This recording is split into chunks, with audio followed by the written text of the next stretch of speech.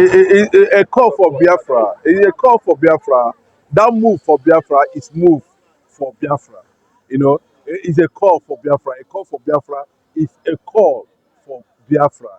You know, so what they are calling, what they are telling you is that, you know, there should be, at this point in time, for federal government to see Nnamdi Kanu not as a fugitive, to see Nnamdi Kanu not as a terrorist, to see Nnamdi Kanu not as a demon, but to see Nnamdi Kanu as someone who has come to fix the inadequacies, incompetence, marginalization, injustice, wickedness, maladministration, nepotism that is going on in Nigeria. And that was why the 15 lawmakers, so to say, that cut across the major zones in Nigeria, I'm talking about Hausa, Igbo, Yoruba, you know, coming out unanimously asking Mr. President to invoke his powers as the president of the Federal Republic of Nigeria and release Nnamdi Kanu immediately. That the president has the power, according to the Constitution of the Federal Republic, that empowers him to do that. So they are telling Bola Ahmed Tinubu at this point in time, there's need for you to come out and do the needful for national peace and stability. That national peace and stability, having found out that most of the things in terms of freedom, in terms of the society, socialism, welfare, you know, and every other thing that has to do with socio-economic activities in the entire eastern Nigeria, or of course to an extent Nigeria, is built now around Nnamdi Kanu. Nnamdi Kanu has become a symbol of freedom, a symbol of justice, a symbol of misrepresentation, a symbol of good governance, a symbol of humanity. So that is why they came out and said, no, this thing should not be allowed to get out of hand. And you can see, not only that, there has been pressures coming from all over the world. There's the pressure coming from the United States. There's pressure coming from UK. There's pressure coming from AU. There's pressure, you know, coming from virtually everywhere. And people are now asking, why are you keeping this? I think to an extent, they need to sit down and look at themselves and tell themselves the truth, and that is what they are trying to do now. And before now, I have consistently said it, you know, that the cost is clear because Nnamdi Kanu, they have never and did not commit any crime. If Nnamdi Kanu was to commit crime, then why is it that Sunday Igboho and Onwelaye Sowore are not in detention today? The same question the lawmakers are asking. What has Nnamdi Kanu done that has warranted his illegal and continued detention to this moment? So I think those lawmakers, in their quest, in their wisdom, they decided, okay, at this point in time, you know, we need to allow the president, you know, maybe the president is scared of what the Northerners are going to do to him. Maybe he entered a kind of a kangaroo agreement with the Northerners, or both the Yorubas and Northerners used Nnamdi Kanu to negotiate power, and that was why the Northerners ceded power to TINUBU. So at this point now, for him to do the right thing, they are telling him now to do the right thing. So it's not for him in his consciousness, you know, that if you like, he hates Nnamdi Kanu. If you don't like, don't hate him. But what the Constitution says that, you know, this man should be left off the hook by the executive order of the Mr. President, and that's the truth, and that's what they're asking for. If there's no other thing behind it, and you can see revelations recently, you know, a lot of political moves, you know, by the former vice president of the federal program. I'm talking about Alhaji Atiku Abubakar. He visited Babangida, he visited Daura, Buhari in Daura, in the company of Dino Milaye. He visited Senator Dinky. He has been doing a certain political move, you know, on the ground, maybe geared towards establishing an atmosphere of national peace and sanity, you know, and that sanity has to do with, you know, the release of Mazi Nnamdi Kanu, the maximum leader of indigenous people of Biafra, and that is just the right thing to do at this point. This move is a slap on Nigerian constitution, because I believe the chief CDN they have independent, you understand, independent right decision on passing on the release of any culprit or any suspect in the court without the expectant of order from the Mr. President also. It's not a matter of this thing because they are the one holding Nnamdi Kanu. Is it not the same people that release the same charges we have been of which Sowore and others were being held? Is the same charges Nnamdi Kanu is being held. So who released them? If the law is playing out, then Nnamdi Kanu shouldn't be there. He should also be released like any other people.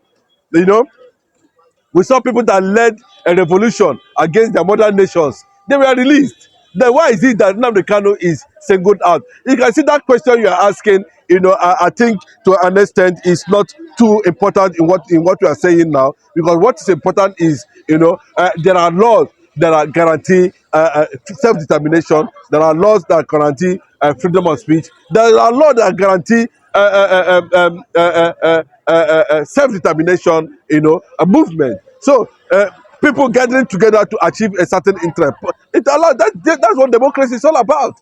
So how can you tell me in a democratic setting people should not be have that grace or that power, to play along the principles of the rule of law? So you can see that that is not very important at this point, because the law is already there, and when it is being suspected that a certain interest, is being protected, based on the judgment, then other form of negotiation solution, can be looked into, and that is what they are trying to do Do you now. think this movement is not a sign of personal interest or the interest of the Nnamdi Kanu I don't know how you look at it from personal interest. What now the Kanu's something is not a personal not something. Nnamdi Kanu per se, Atiku and the likes of the politician is only the politician. Bros, They will not bro, take bro, the bro, individual let me tell you, it's not. There's nothing personally here.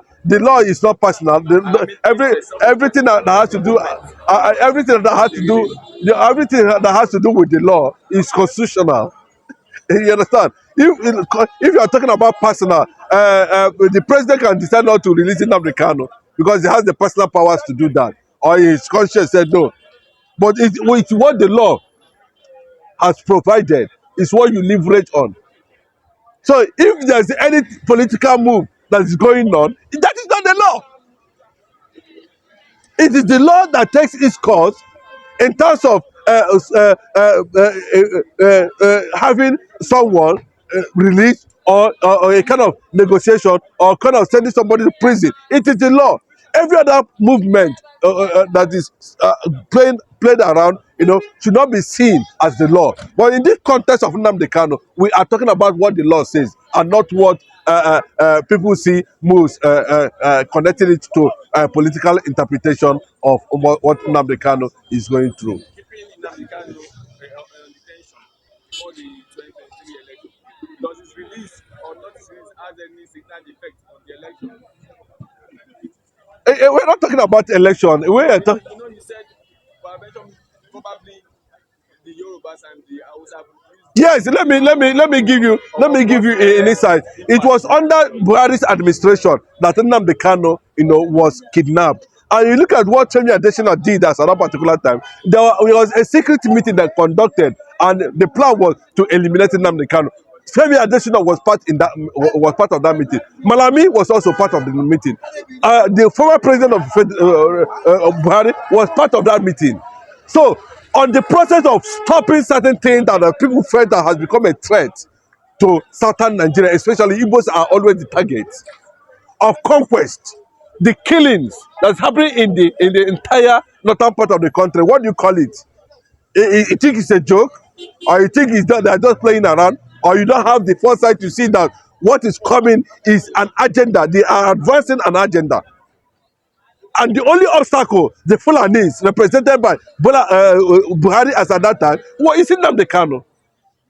So that was why they manipulated their way and brought him back unceremoniously, and kept it. And the next thing was to keep him there because he has constituted. They are seeing him as a major barrier to achieving what they want to achieve, and that is the truth. So, in trying to hand over power, they told Tinubu clearly that you should not let this man go until, because Tinubu too is a Muslim. No matter how you look at it, the vice president is also a Muslim. Anything Islam, they have this reservation always against anything that has to do with Christianity. And they know what Nnamdi can represent. So on that basis, one can assume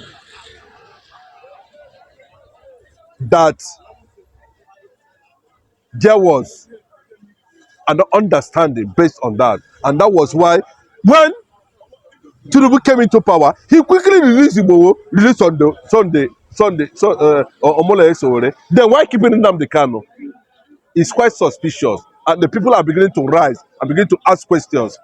Why are we still having this man in detention? Is it not? Am I the one saying it? It's the lawmakers that saying it. Why are you keeping this man? It's suspicious. They quoted Omolade Sowore there. They quoted Sunday Igboho there. You release them.